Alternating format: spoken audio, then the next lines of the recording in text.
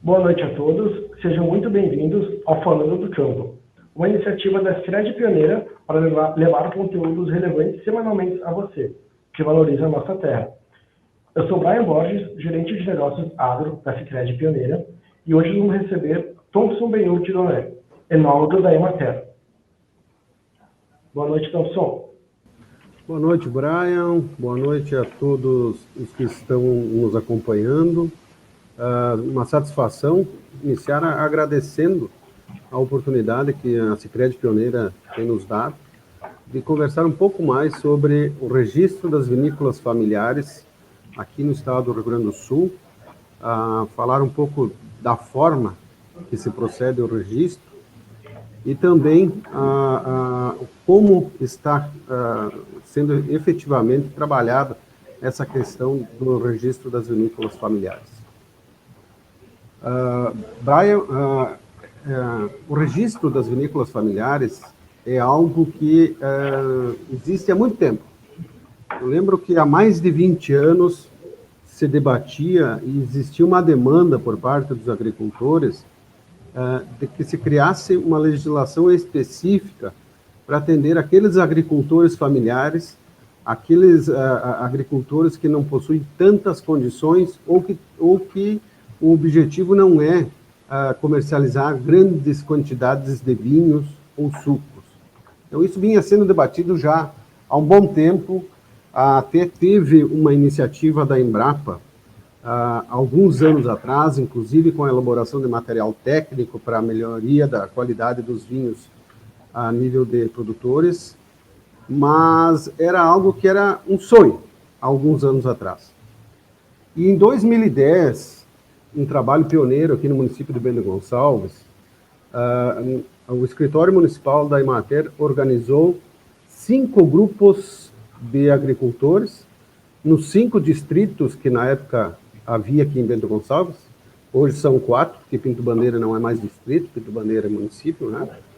Então a gente organizou 5 grupos com 83 produtores, visando qualificar, além da matéria-prima, ou seja, a uva, melhorar a produção da uva, qualificar também a produção de vinhos.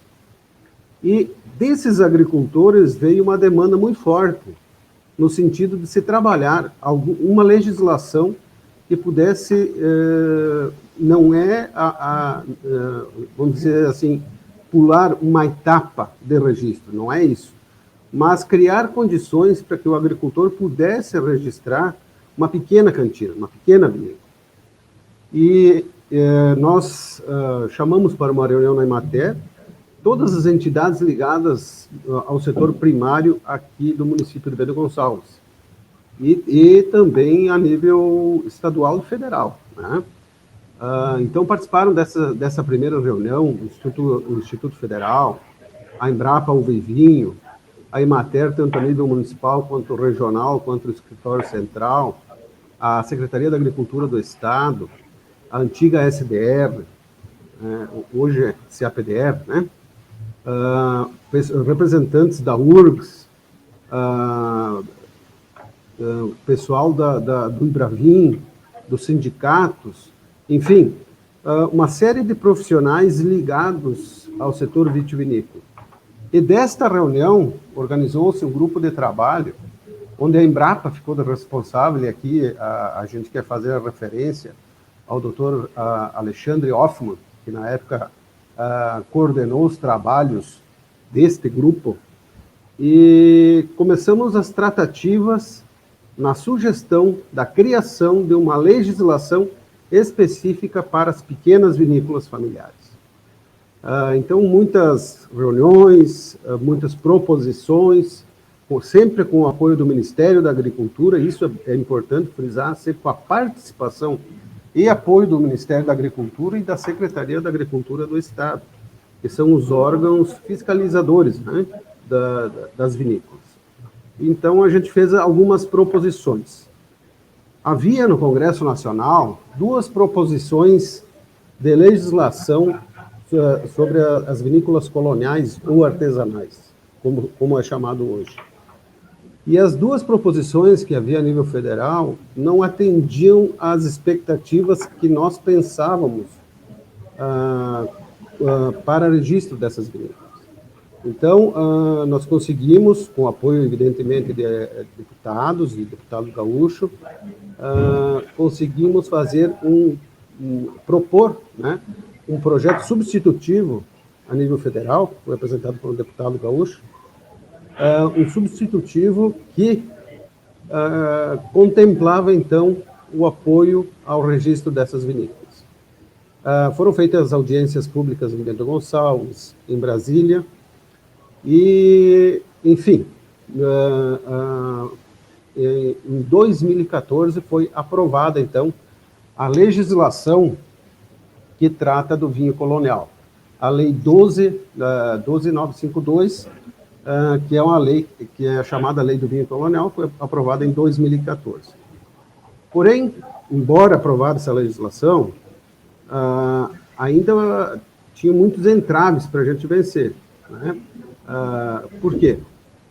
Existe uma série de quesitos sanitários que não ficaram muito claros da aplicabilidade para registro dessas vinícolas.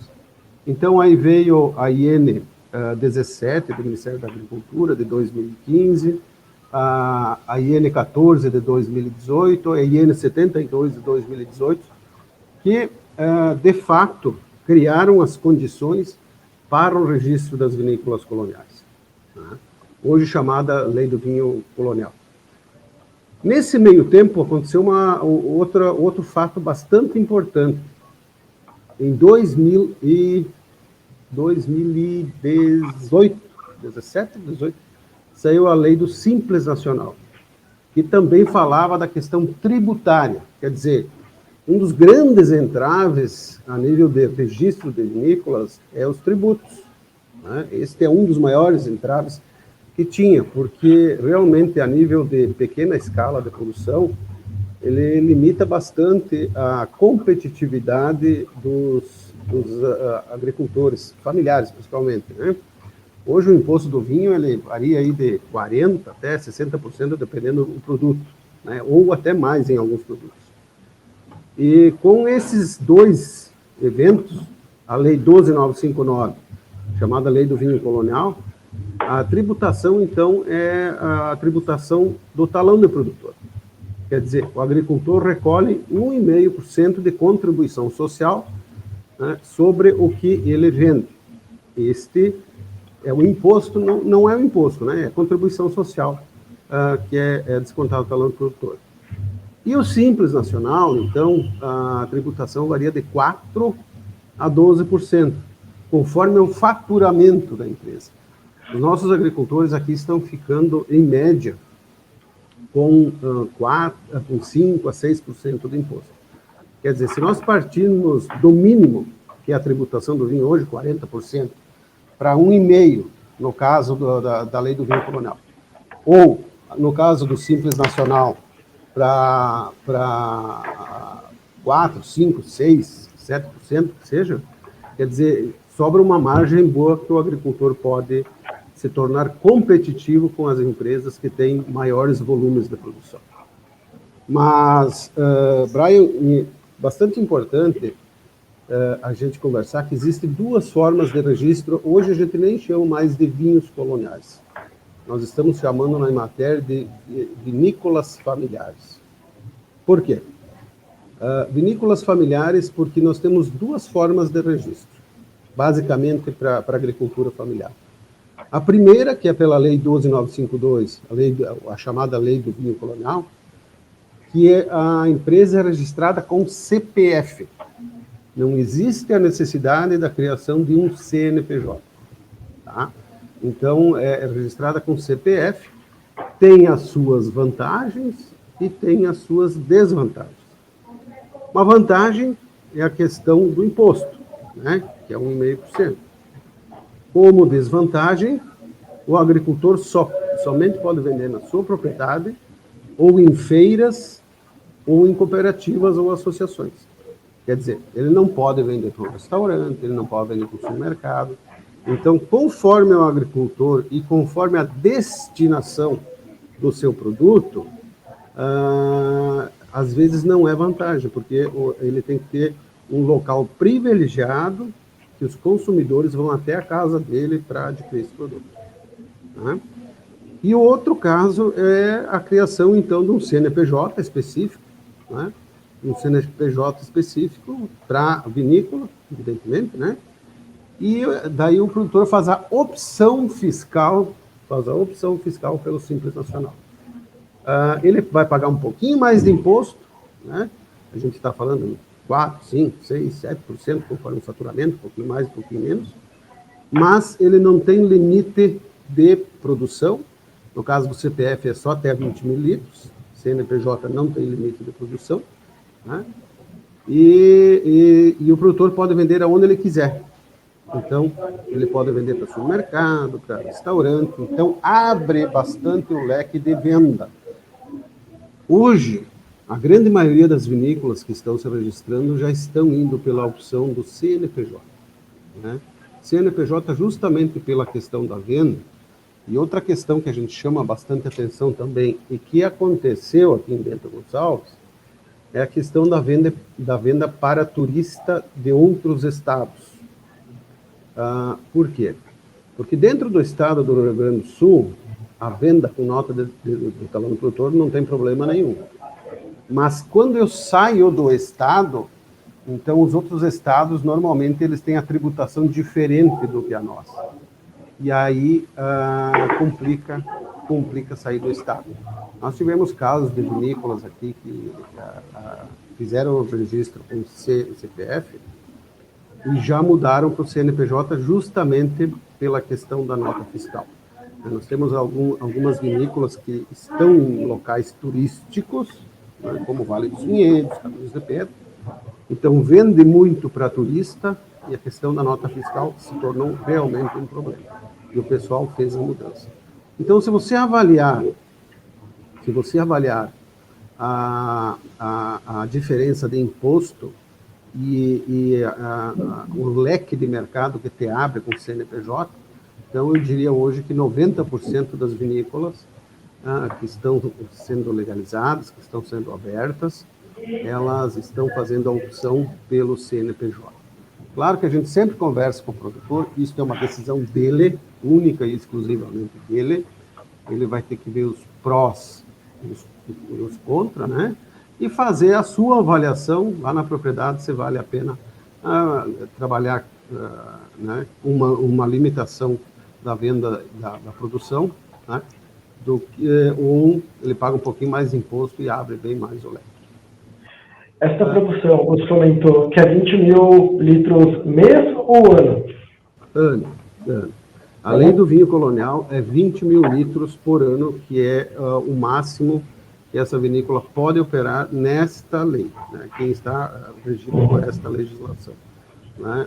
A gente buscou, e isso não caiu do céu, né? A gente buscou a legislação de outros países que têm legislação própria para vinícolas familiares, como é o caso do Uruguai, até na Europa tem bastante países que têm uma legislação específica, e ela gira em torno de 10, 12, 15 a 20 mil litros. É essa a base que se tem. Evidentemente que nós estamos falando de agricultura familiar, né? Agricultor familiar, pequeno agricultor.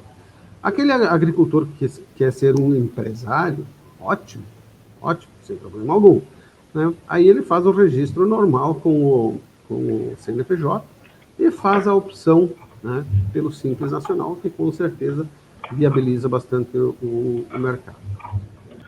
Acho que antes de você continuar, vou só reforçar aqui o convite para todo mundo que está nos assistindo, né? Compartilhar esse conteúdo com quem você acha que vai achar interessante, acessar a página do cicredpioneira.com.br/agro, onde lá então você vai encontrar mais conteúdos do agro, e também um convite a todos a entrar nos nossos grupos de WhatsApp e Telegram, onde pode receber conteúdos diretamente no seu smartphone. Fique à vontade, então, Thompson. Brian, então, toda a legislação que existe hoje, tratando de vinícola familiar, ela foi uma legislação construída, então, com todas as instituições ligadas a esse setor, como a gente comentou no início. Então, foram observadas as questões a legislação sanitária, a legislação ambiental e a legislação tributária. Jamais se pulou etapas e a questão sanitária, o registro das vinícolas familiares obedece a toda a legislação sanitária. Tá? Para se ter o registro da vinícola familiar, essa vinícola é vistoriada, o registro é concedido pelo Ministério da Agricultura e são feitas vistorias e o agricultor tem que atender, então, toda a legislação sanitária. Jamais buscou-se pular alguma etapa, muito pelo contrário. Né? O agricultor ele tem que seguir toda a questão sanitária para ter o seu registro. Então, nós temos a legislação sanitária, a legislação tributária, que é a questão do talão de produtor ou CNPJ, e a questão ambiental. A gente vai falar um pouquinho de cada questão.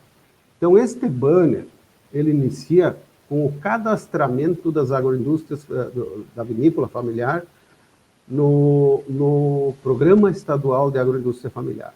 Então, a Emater trabalha basicamente com o agricultor familiar, e essas vinícolas, então, elas são cadastradas no Programa Estadual de Agroindústria Familiar, e depois a gente vai ver os benefícios, né, que essas vinícolas passam a ter. Pois bem, como a gente falou no início, nós temos duas formas de registro das vinícolas familiares. À esquerda do banner, que é da Lei 12.959 de 2014, que também é regida pela IN do Ministério da Agricultura 17 de 2015, a IN 14 de 2018 e a IN 72 de 2018. Então, essas leis que regem as vinícolas coloniais, né? E que são registradas com CPF. A segunda forma, quando a gente falou, então, obedece à lei do vinho, normal, a lei 7.678 de 88, e o decreto 8.198 de 2014. Então, registro com CNPJ.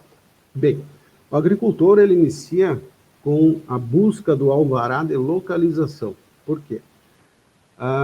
É o primeiro passo que a Emater orienta e que o agricultor vai ter que fazer a busca desse alvará da prefeitura, que é emitido pela prefeitura. Por quê? Porque em muitos lugares e em muitos municípios não é permitida a construção, né? Então a gente não vai começar todo um processo para lá no final a gente ir buscar esse documento que é exigido pelo Ministério da Agricultura para fins de registro e chegar lá no fim não é permitida a construção naquele local, né? Então esse é um dos primeiros passos que o agricultor tem que buscar junto à prefeitura, ver se é permitida a construção, né? Se é permitida a construção, o produtor dá entrada com o alvará de localização na prefeitura, né? E a gente dá prosseguimento com o registro. Neste meio tempo, a gente já alerta o produtor que ele tem que ter um RT, tá? O responsável técnico. O responsável técnico é quem vai assinar pela vinícola e quem vai orientar na elaboração do vinho, né? Então, é ele que, num primeiro momento de registro da vinícola, vai elaborar um manual de boas práticas, o procedimento operacional padrão da vinícola, vai buscar um croquis ou a planta da vinícola para fins de registro.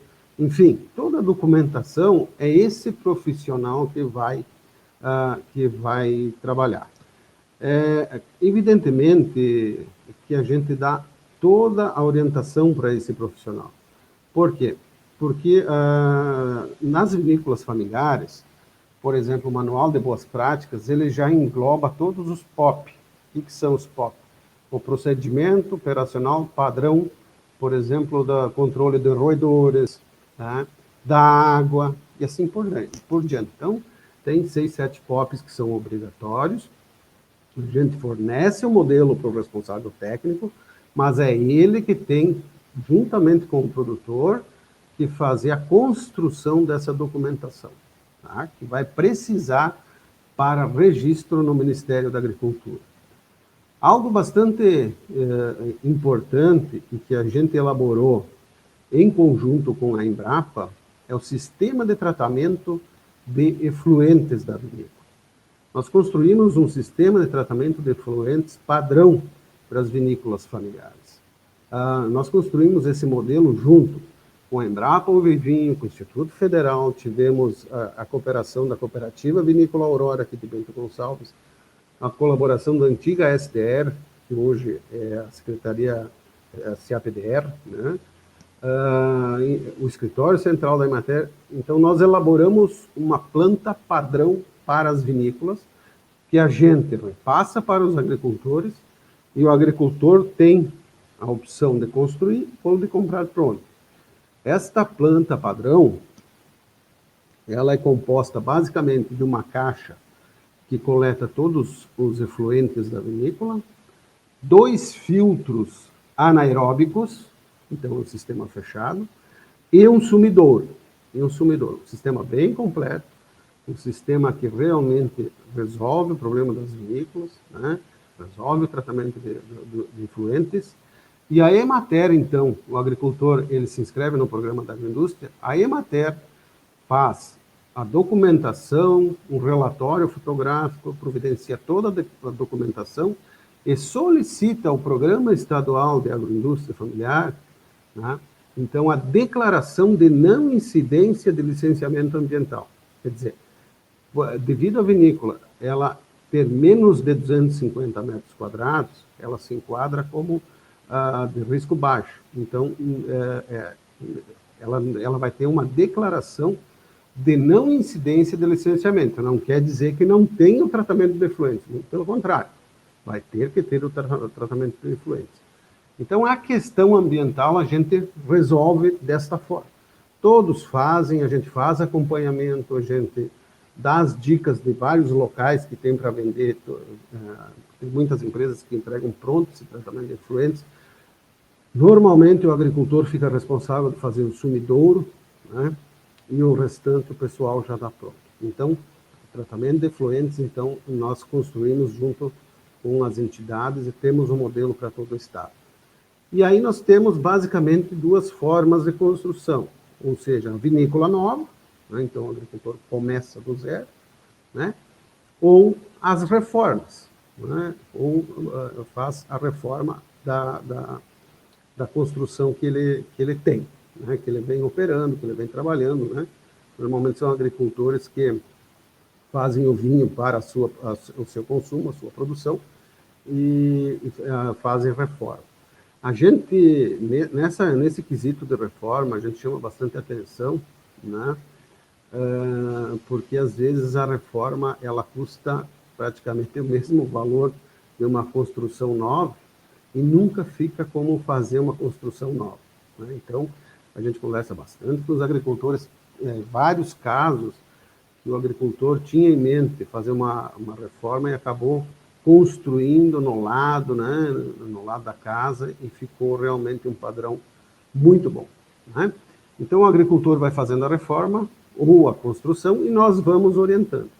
Basicamente, o prédio, né, a gente sempre recomenda, quanto mais alto o pé direito, melhor para trabalhar depois, melhor pela altura das pipas, melhor para fermentação, melhor para circulação de ar, né, não ficar muito quente dentro da vinícola, né? O calor é um dos inimigos do vinho, né? Então, a gente sempre orienta que quanto mais alto, melhor. E, basicamente, a vinícola ela tem que ter, no mínimo, 3 peças, né? A sala de invase é obrigatória, com a enchedora, né? Não é permitido engarrafar vinho com a torneirinha, né? Tem que ter uma enchedorinha simples, de inox, mas tem que ter enchedora. Então, uma peça é a sala de invase, a outra, um depósito de produtos de higiene, né, de higienização, seja soda, enfim, o que ele utiliza para limpeza, e uma outra peça, então, para guardar os insumos, né, guardar lá o metabisulfito, guardar, enfim, os produtos que são utilizados na vinícola. Pelo menos essas 3 peças é obrigatório, né? Evidentemente que o agricultor ele tem que observar a questão do descarregamento, a gente presta, claro, evidentemente, todas as orientações, e o piso tem que ser com caimento, com uma calha que colete todo o líquido, ou ralo sifonado, né? As janelas todas teladas, as lâmpadas de LED com proteção, né?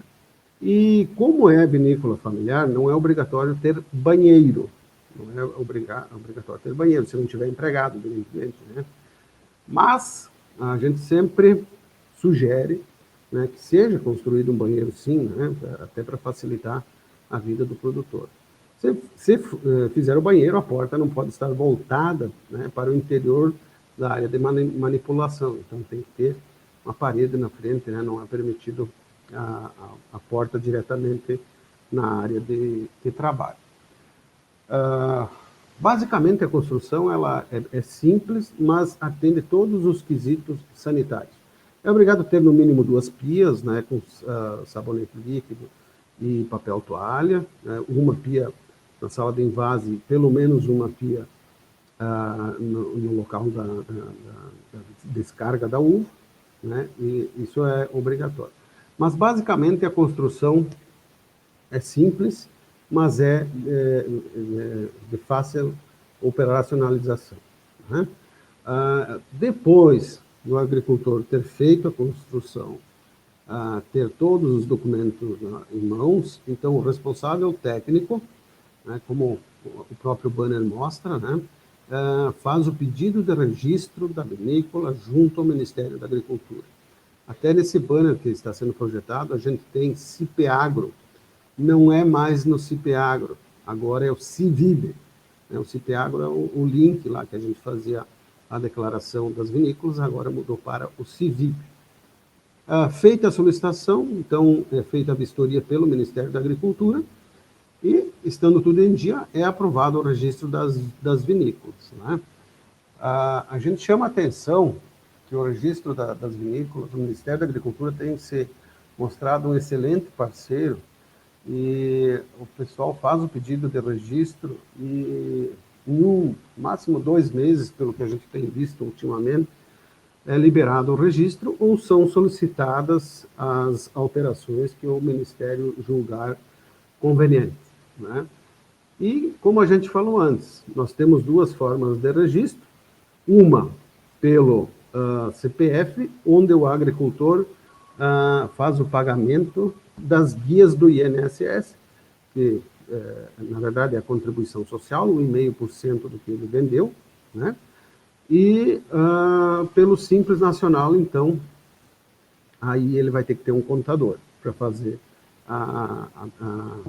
o pagamento do imposto devido. Lembrando também, Brian, que o agricultor ele tem que fazer o cadastro vitícola, ele é obrigado a fazer normal, como quando ele entrega a uva para as vinícolas, e ele tendo a vinícola, ele tem que fazer o cadastro vinícola, tá? O cadastro vinícola, que tem prazos depois da safra da uva para ele fazer esse cadastro. Além disso, além do registro, depois tem o registro de produtos, né? Eu vou elaborar lá na minha vinícola um vinho branco de mesa seco, vinho tinto de mesa suave. Eu tenho que ter os registros dos produtos, que também é feito no Ministério da Agricultura, e quem faz este registro, normalmente, é o responsável técnico, né, o RT, que a gente chama. Ele já faz toda a documentação e já faz o registro. Evidentemente que o registro você faz, né, quando tem um produto novo, evidentemente, né? Depois que fez o registro de produto, está feito, né? No início aí demora um pouco, mas depois ele fica em dia, né? Lembrando, Brian, que, como o próprio banner mostra, né, as vinícolas familiares, este vinho elaborado pelas vinícolas familiares, além de saúde, evidentemente, foca na saúde, mas também muito na cultura e na tradição, né, que as famílias têm na arte de elaboração de vinho, e com qualidade, né? Você registrando a vinícola, são exigidos alguns equipamentos que, com certeza, em todas as vinícolas a gente viu, melhora bastante a qualidade final do produto, né? Muitas vezes o agricultor diz: eu escolho a melhor uva para fazer o meu vinho, mas se eu não tiver equipamentos adequados, às vezes a gente comete alguns erros na intenção, né, claro, sempre na boa intenção de produzir um produto de qualidade, mas tem alguns equipamentos, né, que são essenciais na qualidade do vinho. Pessoal que tiver interesse, é só entrar no site Sicredi Pioneiro, que vai estar à disposição, senão pode nos solicitar que a gente envie. Outro material que a gente fez, é essa cartilha, Registro do Vinho Colonial. Enfim, esta cartilha, todos os escritórios da Emater têm essa cartilha, e quem quiser a gente tem aqui na Emater de Bento para distribuir. E ela tem todo o passo a passo do registro das vinícolas coloniais, o registro das vinícolas familiares, né? Nós conseguimos bastante apoio do Ministério da Agricultura, né, e da Secretaria da Agricultura do Estado, que hoje facilitam bastante a questão do registro.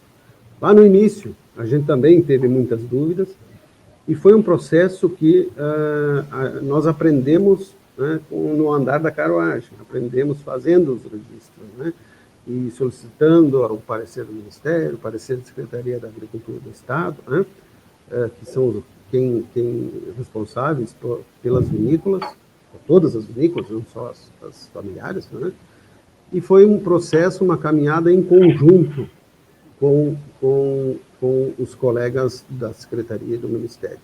Então, tudo isso está especificado, né, nesse manual. Caso que aconteceu agora há pouco tempo, e a gente sempre diz que os RT, e nós pretendemos fazer um curso para os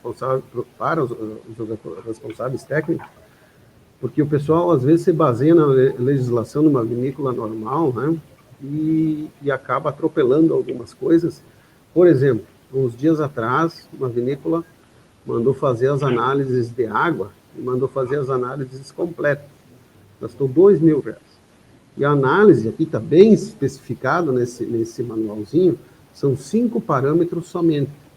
Esses 5 parâmetros, para te ter uma ideia, ele custa 100, dependendo de onde tu manda fazer, 100 e pouquinhos reais, quer dizer, um pouco mais, um pouco menos de R$100, quer dizer, às vezes, devido ao pessoal não perguntar ou não, né, buscar as informações, acaba pagando um pouco a mais. Nós tivemos casos também de agricultores que quiseram fazer o licenciamento ambiental pelo município, sem problema algum. Se o município liberar, não tem problema algum, pode. A gente dá sugestão do tratamento de efluentes que é aprovado pelo Estado, mas tivemos outros casos que foi aprovado outros projetos que não esse nosso, né, que o agricultor quis se construir e tal, sem problema algum. Nós damos a sugestão. O agricultor, se ele optar por fazer pelo município, achar que é melhor, que é mais fácil, sem problema algum. O importante é que seja feito esse tratamento de efluentes, né? Uma questão que é bem pertinente, e eu tenho acompanhado, nós temos 10 registros aqui em Bento e 11 em processo de registro. Nós temos mais de 60 aqui na Serra Gaúcha em processo de registro, né? Sem contar em outras regiões do estado, já teve registro em Marau, em Camargo, em Erechim, Passo Fundo, várias outras regiões que estão registrando as vinícolas, né? E uma questão bem pertinente é que não surgiu nenhuma nova, né? Sou viticultor e vou começar a elaborar vinho. Não. São todos agricultores que já faziam uma pequena quantidade de vinho para o seu consumo e o consumo familiar, né? E viram uma oportunidade e investiram, né, na melhoria da qualidade e na melhoria, e no registro, evidentemente, né, no registro do produto. De todas as vinícolas que a gente tem acompanhado, o que nós temos visto é que, na sua grande maioria, os filhos dos agricultores que estavam na cidade estão retornando. Nós temos casos de filho e filha que retornaram. Nós vamos inaugurar, agora dia 22 de outubro, uma vinícola aqui em Faria Lemos, que o filho O filho é enólogo, está em casa, a filha fez enologia, está em casa. A gente esteve visitando agora essa semana essa vinícola, o pessoal está vendendo super bem, né, com capricho, né, tudo no capricho, tudo dentro das normas, tudo dentro da legislação, né, atendendo todos os parâmetros da legislação.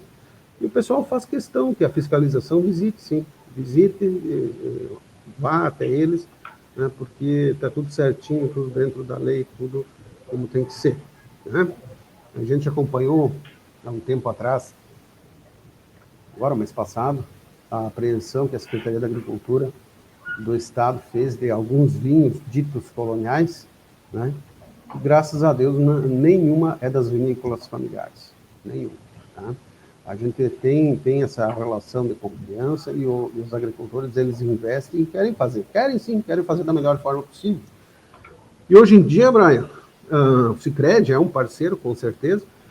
Toda a vinícola e os equipamentos podem ser financiados pelo Pronaf, né? Então, eu tenho a Emater que me dá orientação, me faz acompanhamento, cadastra no programa da agroindústria do Estado, né, presta toda a orientação. Para o agricultor entrar no programa da agroindústria do Estado, ele tem que ter DAP, Declaração de Aptidão ao Pronaf. Tendo a DAP, ele tem direito a Pronaf, né? Tendo capacidade de pagamento, tendo a DAP, ele tem direito a Pronaf. Em inúmeras vinícolas, a gente financiou parte, ou boa parte, ou uma pequena parte, financiou via recursos do Pronaf, e tem ajudado muito os agricultores, e até hoje, evidentemente, que a primeira vinícola que nós inauguramos foi lá em 2017, é um pouco espaço de tempo, mas até hoje não vimos nenhuma, né, ir para trás, como a gente diz, né? Todas progredindo, todas melhorando, né, todas investindo, e começam a investir em novas máquinas e assim por diante. Uma das questões que nós achamos bem pertinente e importante de comentar, aquela vinícola que quer produzir um produto um pouco mais elitizado, vamos assim dizer, tem trabalhado com o sistema de frio dentro da vinícola. O que é o sistema de frio? A fermentação do vinho ocorre de forma controlada, com temperatura controlada, né? Um sistema de refrigeração, seja através de cintas que tem no tanque, ou serpentina dentro do próprio vinho, né? Mas a qualidade do vinho realmente é outra.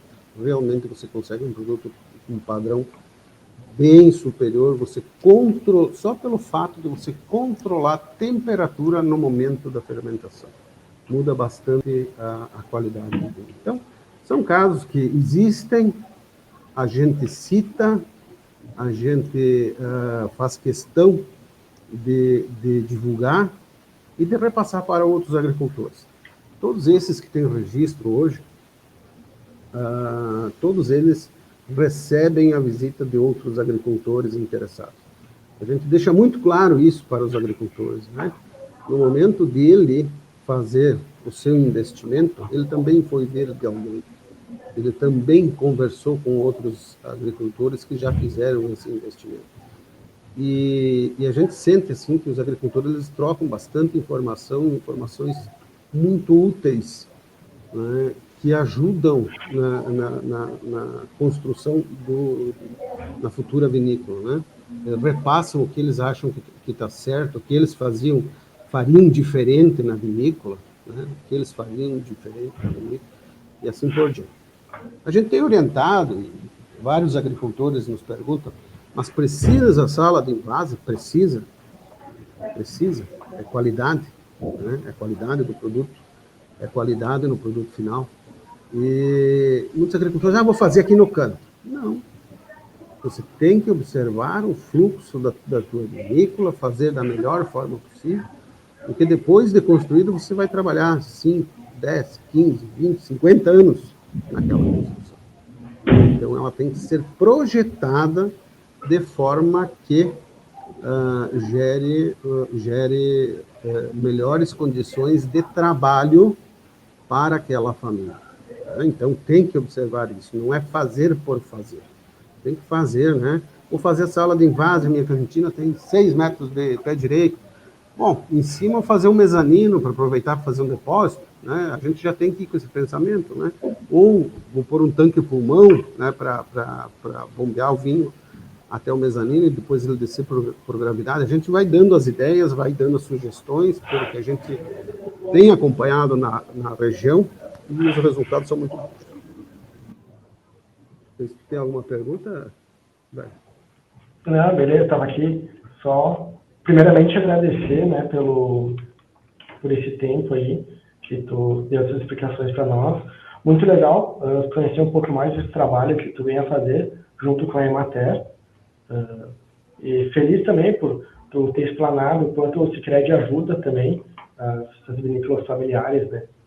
Eu queria aproveitar o momento para ver contigo, através da tua experiência, claro, tu já trouxe muitas dicas, mas para o pessoal que está nos assistindo, que já tem uma vinícola familiar ou que tem um sonho de abrir no futuro, através da tua experiência, que dica tu poderia dar, algo essencial para ter uma vinícola bem sucedida?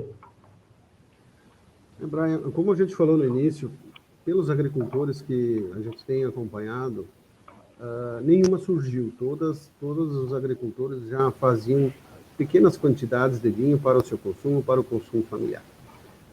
Então, o pessoal já tem alguma experiência de elaboração de vinho.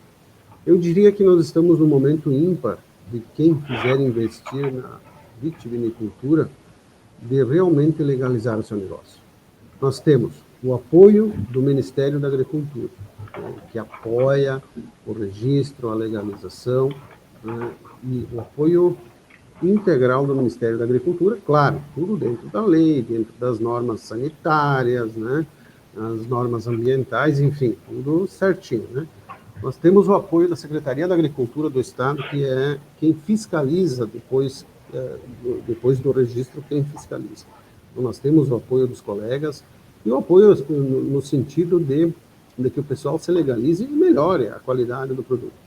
Nós temos um programa estadual de agroindústria familiar que é referência para o país todo, para todo o país. O programa do Estado, do Rio Grande do Sul, é referência, tem inúmeros incentivos, né?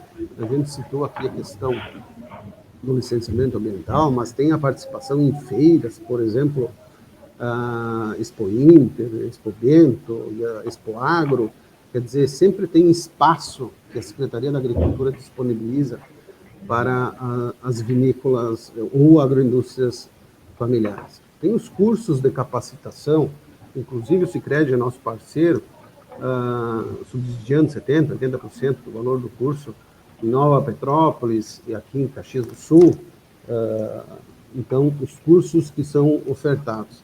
Então, tem esse apoio. Então, nós temos um programa que é referência, nós temos a Emater que apoia. Evidentemente que muitos colegas da Emater de vários municípios não sabem toda essa legislação, mas justamente a gente está à disposição para ir nos outros municípios e ajudar os colegas, né? Justamente para que tenham o registro. Nós temos hoje a questão financeira, que via Pronaf se consegue financiamento aí com 10 anos para pagar, 7, 8, 10 anos para pagar. Quer dizer, viabiliza bastante o negócio. Então, o agricultor, evidentemente, que não pode sair abrindo vinícola por todo que é lugar, né?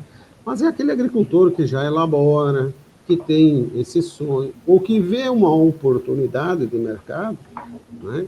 Vê uma oportunidade de mercado, por que não? Condições, né? Hoje não é mais desculpa que condições, não existem condições para agricultor familiar. Hoje tem condições, tem legislação, tem base legal, tem apoio legal, né?